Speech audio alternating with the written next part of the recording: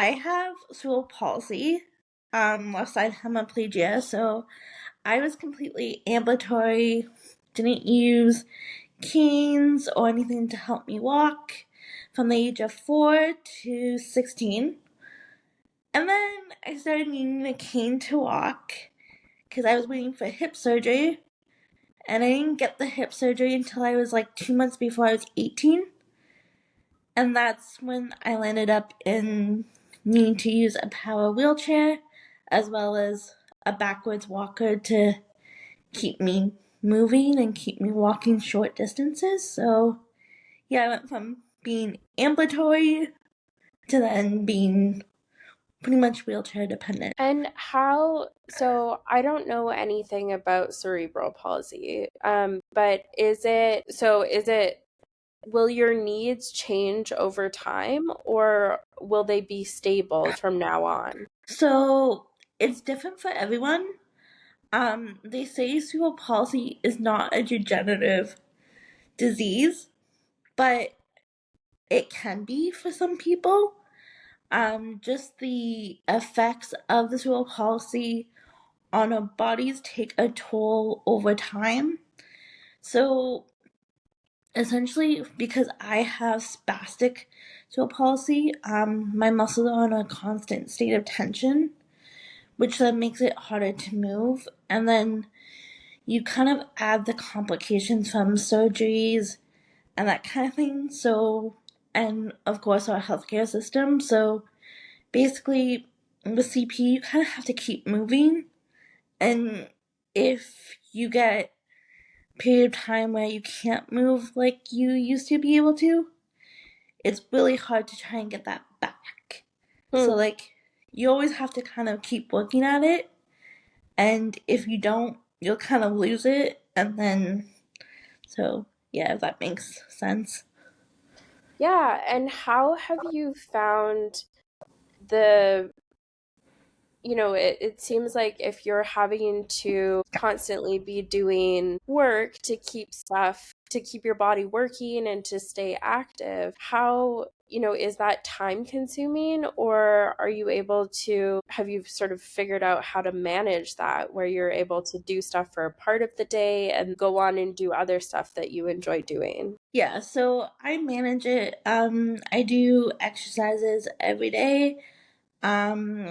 I am currently right now able to walk with someone 3 times a week, and to kind of keep that, because I just need someone to kind of help me MacGyver my walker a bit, just because it makes really wide turns and I kind of get stuck on walls. But so I do that. I do strengthening and stretches every day to kind of keep my muscles as loose as possible, because without doing the stretches, I'd be constantly tight. I do get Botox injections every 3 months. They're very painful. I just got them. I got 21 injections. Basically, it paralyzes the muscle so that you can work on the weaker muscles. So without it, my arm would be like, kind of look like a chicken wing kind of thing. So like where the arm is up by my boob, can't really, move it. Hmm. Um, and I wouldn't be able to have it relaxed at all, or it just in a constant tension, um, and not usable, if that makes sense. Even with the leg, without me getting Botox or stretching, I wouldn't be able to walk what I can walk. Um, so it's very important that I continue like the therapies, the treatment, so that I can continue to move and not be stiff or in pain, and be able to transfer in and out of my wheelchair by myself, if that makes sense. Yeah, that totally makes sense. It's like a constant balance of being able to continue to be mobile. Yeah. And so you're always trying different things. And I'm curious about um, about the term spastic. So I know that that term is used often in Yeah, popular culture to describe somebody who's potentially lashing out, or they're being unreasonable. How do yeah. you feel about that term being used in general? So I look at it, I'm okay with, like, for example, with me using the term, like, because when I use it to describe my body, because it's in a constant state of spasm, and that's what the medical professionals use. It's essentially because we have very high tone levels. So what I get, um, kind of what I find when people use it to describe people with their emotions or their overacting, it's not what the word is meant for. The word was made to describe cerebral palsy, the spasticity in cerebral palsy, because that's how our bodies react. We can't relax. We can't tell our bodies, okay, just loosen up. We're in a constant tension. So I use it as the medical term, not as a derogatory term that a lot of people use to describe someone's behavior, if that makes sense. Mhm. Mhm. And how, so when other people use it, do you ever correct them? Are you like, "Well, that's not really what that means?" Or do you just sort of let it slide? I'm always curious with language. So I do both. It's kind of, I educate them, but at the same time, I know people aren't going to use the language that they want to use. I can't change their perspective. I can only inform, right? So I'll educate them, but after I educate them and they continue to use it, that's on them. That's not on me, because it is a very, like, unique word to describe individuals with cerebral palsy, um, and even people with stroke can also use it because after CP and stroke are very similar. So, of how it affects our bodies. So they Hmm. get the spasticity in the body from having the stroke, because cerebral palsy is loss of oxygen during birth, shortly after birth, or while in utero, from either a brain bleed, brain hemorrhage, you know, or something that happens, like, kind of, well, they're getting born. So for me, um, I see it as, it's just kind of the way my body works, the way other people's body might work, whether they have had a stroke or CP, and it's about educating people to, um, what the right type of language is to describing what they're going through or what they're trying to describe in someone's behavior. Hmm. That makes total sense to me. Yeah. And how I'm trying to figure out, how has having CP impacted your life? Is it always in the forefront of your mind, or do you put it to the side every once in a while? How does it sort of define you as a person? So it defines me a lot. I so I have cerebral palsy, but I also have developed other conditions from the cerebral palsy. So, like, it's on my mind all the time. It's kind of one of those things that other conditions popped up because of the CP. Hmm. So it's all related, right? Of how I can move throughout the day, how I'm feeling pain, like in pain wise. And is it going to be a productive day, or is it going to be let me stay in bed all day kind of thing, right? So it affects me on a daily basis because it affects on the ability how I can move. So if I'm having a high intensity spasticity day, I'll be in more pain. My back will ache. I'll have to recline in my chair more than what I can normally do.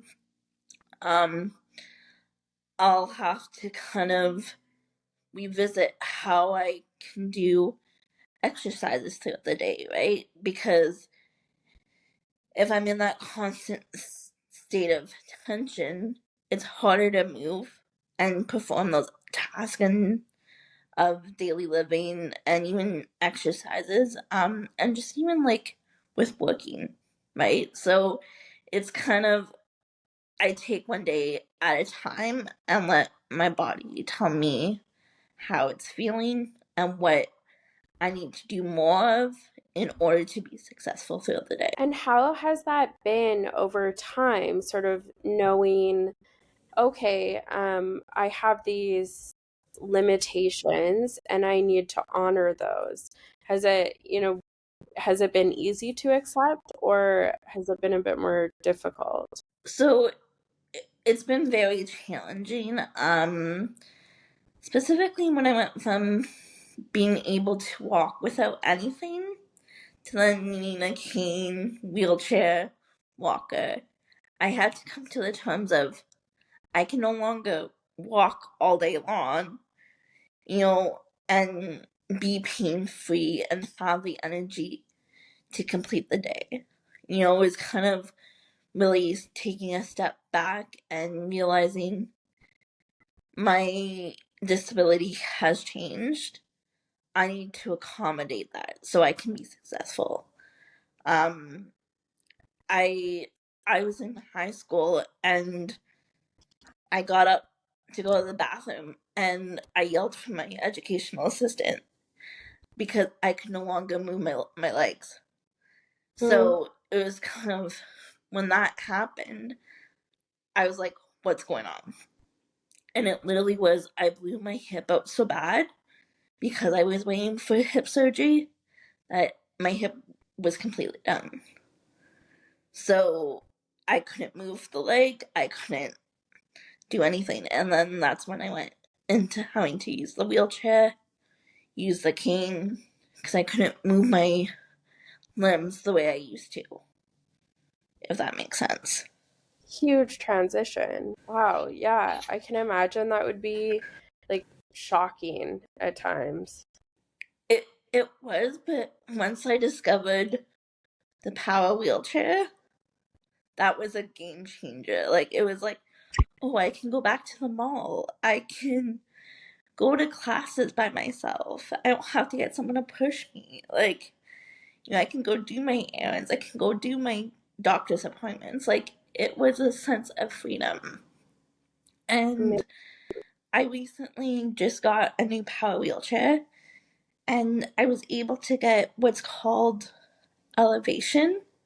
So essentially, I can elevate my chair. So if I'm sitting, to be at like almost a 6 foot height in terms Wow. of so I can be able to grab stuff. From shelves, I can be able to have a conversation with someone with face to face. You know what I mean? Being able to see when I go in the community what's in the stores on the top of the shelves or what's hanging up high because before I couldn't see that. I couldn't I had to have surgery to fuse my neck. So everything for me has to be at eye level, or else I can't see it. So Okay. it's a sense of independence. Um, Even to pay with my debit card, I can now do that with ease.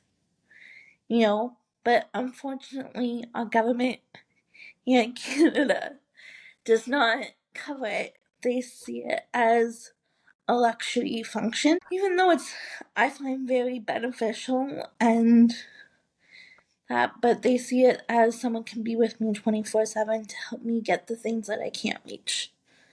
Mm. And, to do the things that I wouldn't be able to do with, like, if I had the elevation.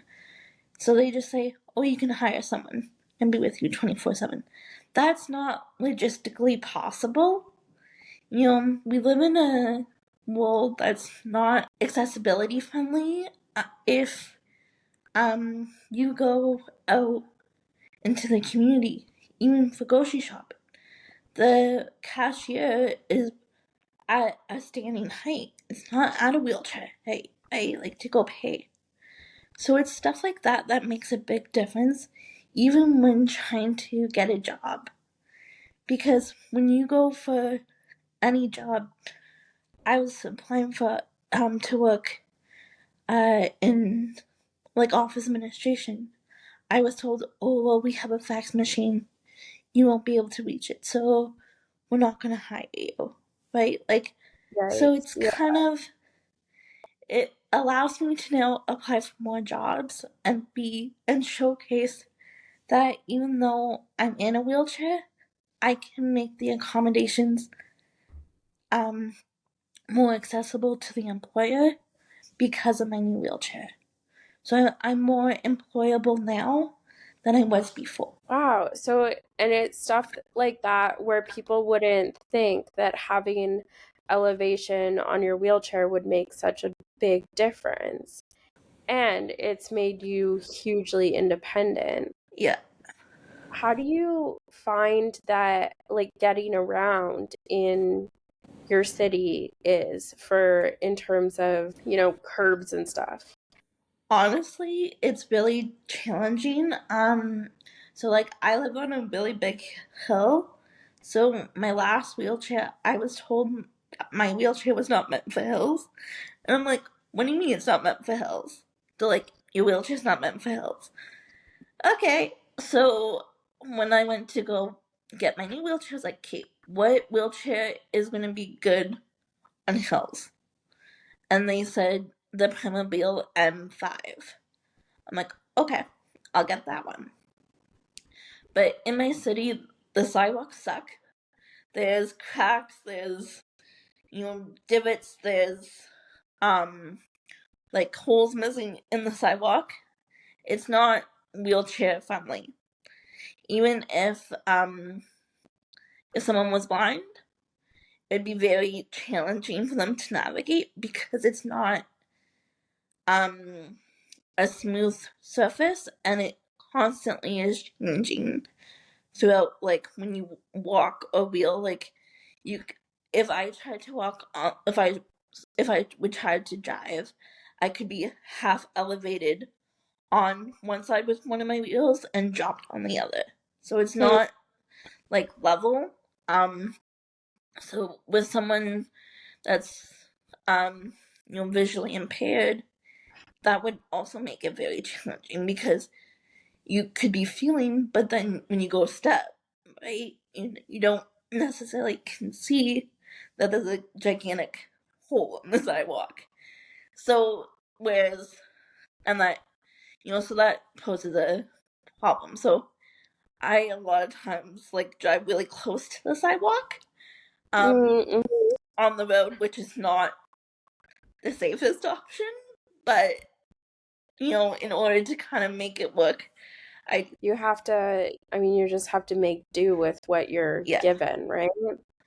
And And so it's when COVID happened, people who are able-bodied started to make a fuss about the sidewalks and separate. We can't go walking because they're not shoveled. You know, mm, we can't, for walks. So the city started to shovel the sidewalks more frequently. But people with disabilities have been saying that for years, and they didn't really give a shit. Like, it was pretty much, oh, let's see you problem, stay inside. So it's very much an ableistic approach in terms of making the city more accessible for everyone, whether they're ambulatory or someone with a disability, because someone with a disability is thought of after the fact. We're not thought of before the fact, right?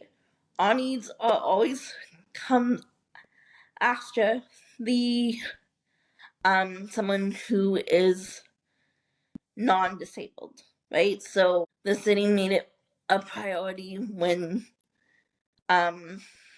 people without disabilities were complaining compared about the sidewalks compared to when we would always complain about the sidewalks being in the wintertime that they weren't shoveled properly, or that wasn't on the radar, they didn't care.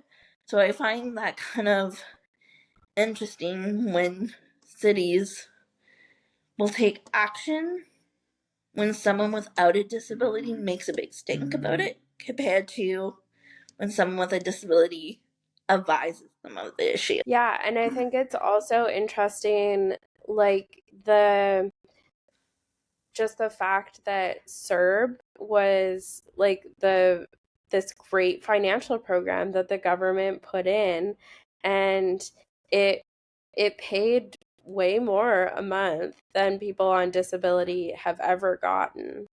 And so it's like, what are we doing?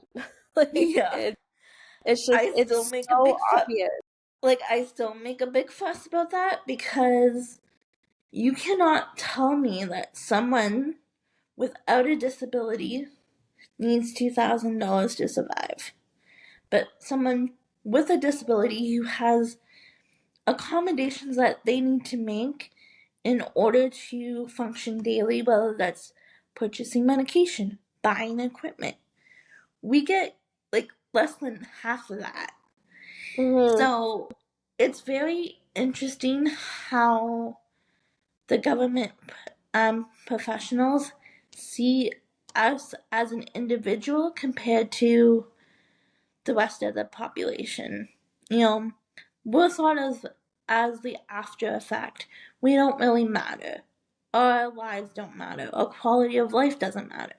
But in truth, we do matter. At some point, everyone will either become disabled or have a short term disability. Well, that's, they get into an accident, they break their legs, so they're going to need accessible parking, they're going to need to use the accessible washrooms. At some point, we all could become disabled for a number of reasons, right? Whether it's our health, whether it's we're aging. There's so many different scenarios that it can happen that we as a community and society need to bring forth because and pave way for not only ourselves but for the future, right? So it's about looking at funding resources, right? It's about looking at, okay, great, there's elevation for chairs. Well, why isn't that covered, right? Hmm. So, I see it as we should be setting up for what could happen for the future. Having things in place so that if anyone becomes disabled or requires accommodations, it's there for them. They don't have to beg, plead to get the accommodations that they need, to get the equipment that they need, because Hmm. the equipment is thousands of dollars. Like, I paid like almost $8,000 just so I could get elevation put on my chair because it wasn't covered by the government. So, I even looked at getting standing putting on a wheelchair, which would essentially, like, so I don't know if you know what a stander is. No. So it's a stand-up. Basically, you go from a sitting position to a standing position, but Okay. you're strapped in. So you're strapped in from the chest to like your waist, and then you have knee pads to kind of hold your knees in place. Okay. So instead of having another piece of equipment that someone would have to transfer into, they recently came up with putting what the standard does as a function for power wheelchairs. Hmm. And you can move around, you can go, like, you can drive in the standing position. You're not stuck. That costs $14,000.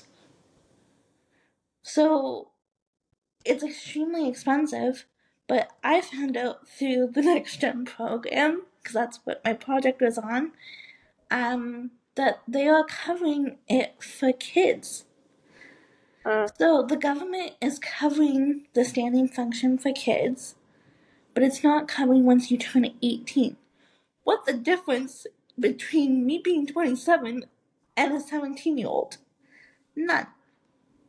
yeah. So, it's kind of looking at too, how do we support our adult disability population that has had a disability from childhood to when they go into an adult? Because a lot of services are cut and not accessible anymore to them. You either have to pay out of pocket, there's no more funding, you have to figure it on your own. There's no in between to get them through. Like one day you get covered, sorry. That's okay. One day you get covered, the next day you're on your own. Like, it's absurd because you are your disability has not changed. The only thing that's changed is your age, right? So we need to be looking at the how we treat kids with disabilities and how we are treating individuals that are coming from having those services as a kid to becoming an adult, and then what happens when we turn 65. Because even the services that we receive now as young individuals with disabilities, that all changes when we're 65. We get less accommodations, we have to pay for things, so it's kind of one of those things I see as we need to do as a community and in Canada in general, is how we can support everyone with a disability no matter what their age is, if that makes sense. Yeah, that makes total sense. And like, I know that the aging out of thing is huge in all aspects of, um, you know, child care, basically. So whether you're in the medical system and then you get transitioned out, or you're in the foster care system, there's a huge lack of um, support and funding for people who are aging out of the system. So I think it's a huge issue that needs to be talked about. My last question for you is, what are you passionate about? Passionate about? What would you like, what do you love to do, or what do what would be a fun career path for you? So I'm very passionate about activism and advocating for people with disabilities. I think it's important because if I don't bring attention to the fact that what there's lacking in the system, other people will not know about it. Um, it's kind of one of those things where you need to advocate for not only your behalf, but for others people's behalf as well. Um, because I see it as, okay, I need equipment, but I can, for example, like I need equipment, but I may not be able to afford it. I'm not the only one, right? I'm not the only one that's facing this issue. There's millions of people that are facing this issue, and we shouldn't have to rely on friends, family to help get the equipment that costs thousands of dollars just so we can have like the quality of life, best quality of life as possible, right? So we need to do more at advocating for our needs as well as advocating for others.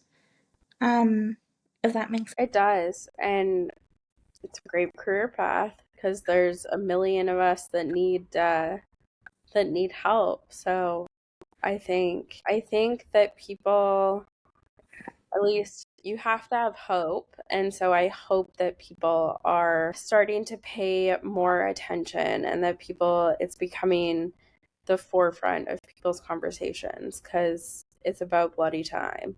Yeah. Yeah. I say it as no one will know unless we bring it to their attention. Mm-hmm. You know, if we keep it hush hush, you know, okay, I have to do it like this, and I'll just figure a way to do it, and we don't talk about it, then no one will know. Uh-huh. Yeah. That is that is such a good point. Um, that is all I have. Do you have anything else you would like to add, or like this has been a great conversation? Well, I appreciate the conversation and I appreciate sharing my story, but what are you passionate about? um, so I'm also really into activism. Yeah, um I lost my vision almost 10 years ago, unexpectedly, because of a stroke. And so I have like very limited sort of tunnel vision. Yeah, Um, and so overnight I really learned how um, I am perceived and sort of treated in society. And then that whole experience was even more so amplified when um, I I knew, so I've always been a really big fan of dogs, yeah, and so I knew as soon as I lost my vision that I wanted to get a guide dog. And so I was able to get a guide dog um, almost like within 6 months of me losing my vision. And it was great. My first guide, he really changed my life and gave me so much independence. And it opened up this whole new world of discrimination that I didn't know yeah, um, existed. And so with that, um, I created a Facebook page initially, even though Facebook's kind of obsolete now. But just to like educate people and be like, yo, this is my daily life. And these are the issues that I encounter. This is what Granger does for me. And so um, I have been following that all the way through my new, or she's not so new anymore, but she's 3 years. We've been together 3 years. Um, she, um, has taken over the page with her nimble thumbs. And so I've been able to, sort of keep that going. And then for several years now, I've sort of been saying, oh my gosh, like I would love to know more about other people and to um, get other people's stories shared on a platform. And so I started it sort of just before Next Gen. And then when I heard about this opportunity, I thought, okay, this will put the fire under my ass to actually do something. Um, and so, yeah, I mean, I think I'm in the same boat as you where it's like, I want to advocate and I want to just like showcase that I'm a real person. These are the issues that I face. And, sort of trying to figure out how to market that in the real world. So I did a master's in critical disability studies, Okay. and I finished it last year, and it's been hard trying to find work. So I've been struggling with that, but I managed to find an internship working in accessibility, which was cool. Yeah. Um, so I'm doing that now. But honestly, I'm a gal that's hard to pin down because I'm here one day and gone the next. So, Yeah. yeah, that's kind of where I'm at. Do you? So I have a question for you. Yeah. Because I mean, I've looked at getting a service dog, but I was always told that I would have to pay for the service dog. So did you have to pay for your guide dog to get trained, or how did that So work? yeah. So what? With service dogs, guide dogs are kind of like the cream of the crop. So Okay. honestly, I feel like if you're, um, you know, there are so many schools that offer guide dogs, and you can kind of pick and choose Yeah. where you want to go. And most schools are free. The school that I get my dogs from is the dog costs $120, Okay. um, because they that was what it cost to train a dog back in 1929 when they opened. Um, and they've kept that low price ever since, because now it's like $60,000 Yeah. to train them. Um, but I don't know about other kinds of service dogs. Like there's tons of organizations Yeah. that I'm sure you know. Um, like there's one in, I think it's in Vancouver, called Pacific Training Center. No, start Pacific Assistance Dogs, PADS. And I don't think it charges. Um, I know a woman who got a dog through them who's in a wheelchair. Um, so I honestly think it's changing on the daily. So Okay. I would just like not close that door, but Yeah.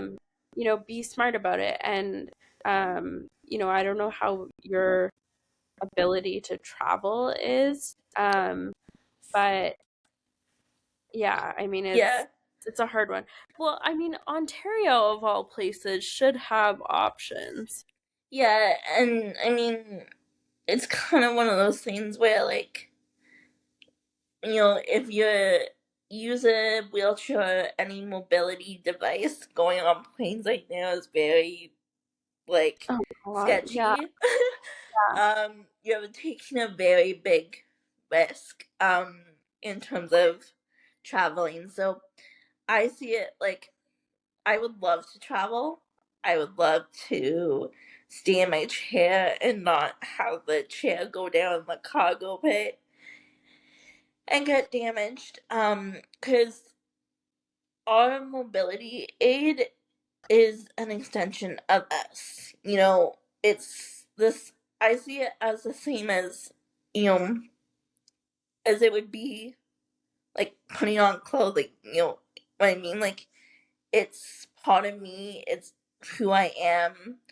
I can't go anywhere without it. So I mean, it's kind of, it embodies my, like, who I am as a person, and it's not just like luggage or afterthought, right? It's me as a human being. Um and I'm excited to see what the future holds for air travel.